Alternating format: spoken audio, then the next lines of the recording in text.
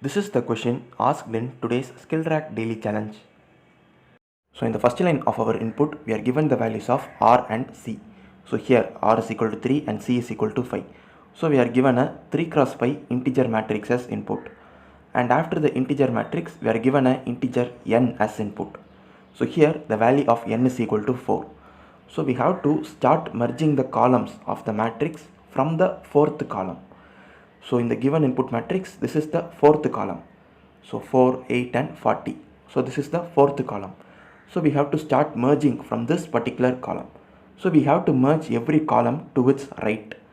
So the column present right to it is 5, 2 and 50. So these two columns must be merged. So after merging these two columns, the values will be added. So 4 and 5 when added it becomes 9. And then 8 plus 2 it becomes 10. And then 40 and 50 it becomes 90. So in the first line of our output matrix, we are printing the value of the merged column. So 9, 10 and 90. So this is how we will be merging the columns. So now we have merged these two columns, and next we should be merging the previous and next. So the previous column is 3, 6 and 30, but we don't have any columns in the next. So we can't merge any columns hereafter. So we have to take all the remaining columns and print it as such. So we are going to take the column 3, 6, 30, 2, 4, 20, 1, 2, 10, all these columns and print it as such.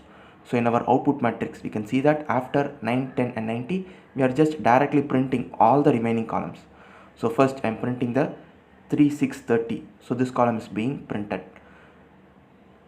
So and next we are taking the 2, 4, 20 and we are printing the column in our output. So here also 2, 4 and 20. And then the one more column which is left is 1, 2 and 10. So we are printing that column also. So this is how we will be merging the columns. So we will be alternatively merging the columns, and once when we are not able to merge any two columns, then we will leave it as such and take all the remaining columns and print it as such. So now let us see our sample input 2. So here also we are given a 3 cross 5 integer matrix as input, and here the value of n is equal to 2. So we have to start merging the columns from the second column. So the second column is 2, 8 and 20. So we have to take the column present right to it. So 3, 6, 30 is the column present right to it. So first we have to merge these two columns. So 2, 3 we will be getting 5, and then 8, 6 we will get 14, and then 20, 30 we will get 50. So in our output we can see that the first column is the same, 5, 14 and 15. So now we have merged these two columns, second and third. Now we have to take the previous and next. So we have to take the first column and the fourth column, and we have to merge these two columns. So 1 and 4 when merged it becomes 5. So in our output we can see that the second column first integer is 5, and then now we should take 4 and 7. So after merging 4 and 7 it becomes 11. So in our output also we are printing 11, and then 10 and 45. So we will get 55. So in our output also we are printing 55. So now we have merged the first and fourth column. So now we should take the previous and next, but here we don't have any previous. So we cannot merge this column 5, 9, 55 with any other columns. So we have to take this column as such and print it in our output. So in our output we are printing this column 5, 9, 55 as such, because we don't have any pair for the particular column to merge it with. So now in our sample input 3, again we are given a 3 cross 5 integer matrix, and here the n is equal to 5. So from the fifth column we have to start merging. So the fifth column is 5, 2 and 50, but here we don't have any column present right to it. So the first column itself cannot be merged. So none of the columns can be merged in this particular input matrix. So in this case we will be taking all the columns and we will be printing it as such. So the first column in our output is 5 to 50, and then the second column is 4, 8, 40.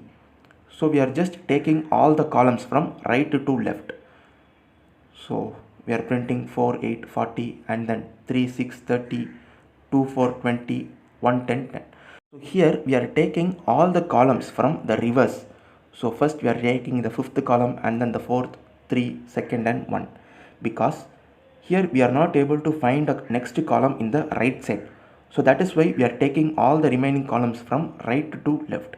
In case if you are not able to find a pair for the column in the left index, then after merging the all possible columns, we will be taking all the remaining columns from left to right. So this is the logic. So first we have to merge all possible columns, and if the left becomes out of range, then we will take all the remaining columns from left to right, and if right becomes out of range, then we will take all the remaining columns from right to left. So now let us see how to write a C program for this. So first I am creating three integer variables named R, C and N, and in the next line using a scanf statement I am accepting the values of R and C, and then I am creating three arrays. So I am creating two-dimensional arrays named matrix and output matrix. So both are of size R cross C, and I am also creating a check array of size C. So we will be using this check array for determining whether we have printed the current column or not.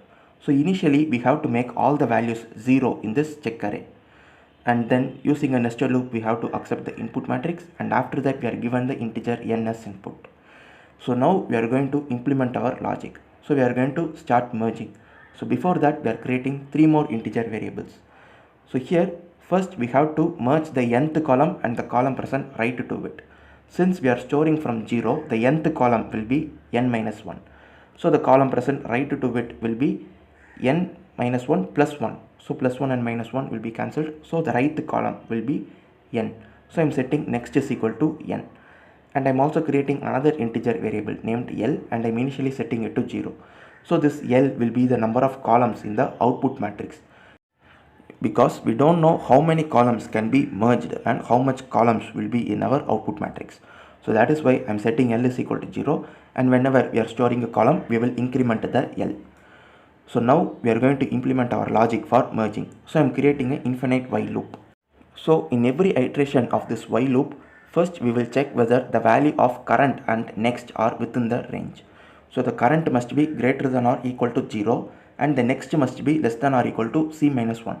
So if both of these conditions are true, then it is possible to merge two columns. So we will be setting the columns which we are going to merge as 1. So we will be updating in the check array first. So in the check array at the index current we will be making the value to 1, and also in the index next we will be making 1. So initially we have to make all the values 0 in the check array, and the column whichever we are going to print we are going to make it as 1. So now we are going to merge the columns. So totally there will be r number of values in each column. So in our output matrix at the index I, L, we will be storing the merged value. So the merged value is nothing but the sum of both the integers at the particular index. So matrix of I cur plus matrix of I next. So we will add these values and we will store it in the output matrix. And after storing the first column, we will increment the value of L. So this is how we will be incrementing the value of L dynamically. So now we have merged the current column and next column. So again we have to move to the previous and the next. So we will be decrementing the value of current. So here I am setting current minus minus, and I am incrementing the value of next. So next plus plus. So now we have to check whether is it possible to merge these two columns. So again in the next iteration we will check first whether the values of current and next are within the range. So if it is within the range, then we will merge the column and again we will store it into the output matrix. If any one of the value either current or next has become out of range, then we will come to this else part. So in this else part we will take all the remaining columns and store it into the output matrix, because after this we cannot merge any two columns. So in this else part, first we are checking which has become out of range. So if current has become out of range, then we should take all the remaining columns from left to right and store it into the output matrix. So if current is less than 0, then again I am creating a loop that iterates from 0 to C, because we have C number of columns, and we are going to check whether which columns has been printed. So if the column has been printed, then we have updated in the check array as 1, and if check array is still equal to 0, then it means that the particular column has not been printed. So whenever the check value is equal to 0, we are going to store that particular column in the output matrix. So within this if condition, again we have to create a logic for storing the particular column elements. So we have to create a loop that iterates for r number of times, and in every iteration we will be storing the particular column value into the output matrix, and then we will increment the value of L. So this is how we will be taking the unused column and we will be storing it into the output matrix. So this is when the current value is less than 0, and there can also be another case that the next value has become out of range. So in those cases we will come into this else part. So here we are again going to implement the same logic, but we will be taking the columns from right to left. So here the J loop iterates from C-1 till 0, and again we will check whether which column has not been printed using the check array. So whenever the check array value is equal to 0, then we will store that particular column into the output matrix. And here we execute a break condition because we have taken all the columns and stored it into the output matrix. So there are no more columns left after that. So we are just breaking out of this infinite while loop. And after breaking out of the infinite while loop, we just need to print the output matrix. So all the values will now be present in output matrix. So we have to create a loop.